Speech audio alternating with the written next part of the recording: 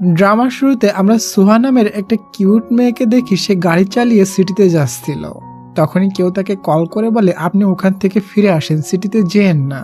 ওই সময় হঠাৎ সুহার কারের সামনে একটা ছেলে চলে আসে। সুহা কার থেকে নেমে আসে ছেলেটাকে হেল্প করার জন্য। ছেলেটার গায়ে রক্ত লাগানো ছিল।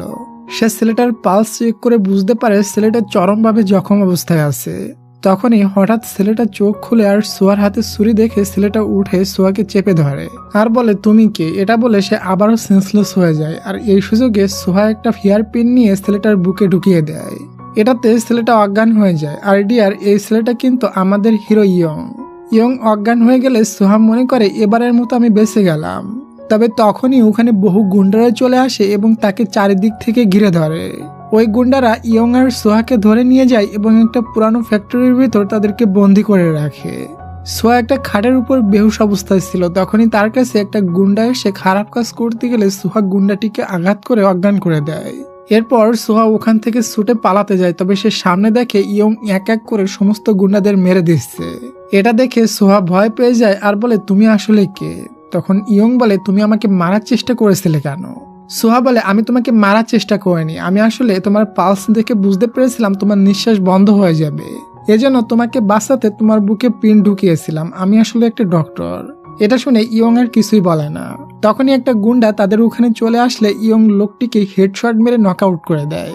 এটা দেখে সোহা আরো ভয় পেয়ে পালাতে যায়। তবে ইয়ং তাকে ধরে বলে এখান থেকে পালাতে গেলে তুমি বাঁচতে পারবা না, কারণ চারিদিকের গুন্ডারা তোমার আর আমার উপর নজর রাখছে, তুমি বাঁচতে চাইলে আমাকে ফলো করো।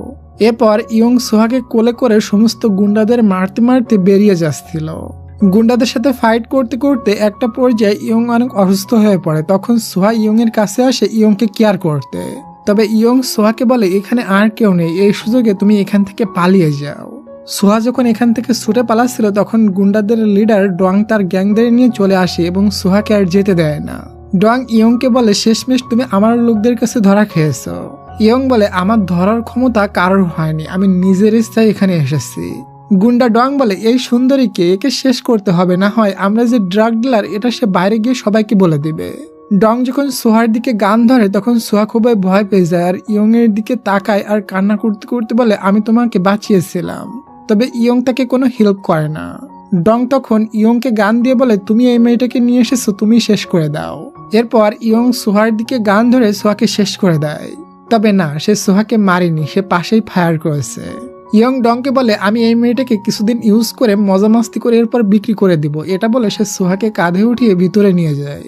এটা দেখে গুন্ডাদের লিডার ডং সবাইকে বলে আমি কখনো ইয়ংকে কোনো মেয়েকে টাচও করতে দেখিনি, আর সে এই মেয়ের সাথে রোমান্স করতে চাচ্ছে, এর মানে কোনো ঘাবলা আছে, তোমরা সবাই ওর উপরে নজর রাখবে। ওদিকে ইয়ং সোহাকে রুমে নিয়ে তার কলেজে যাওয়ার চেষ্টা করতে থাকে, কারণ ইয়ং বুঝতে পারে গুন্ডারা দরজায় এসে তাকে ফলো করছে। সোহা তো চিৎকার করছিল, তাই ইয়ং বলে তুমি আরো চিৎকার করো যাতে করে বাইরে দাঁড়িয়ে থাকা গুন্ডারা মনে করে আমি তোমার সাথে জোর করে রোমান্স করছি। এরপর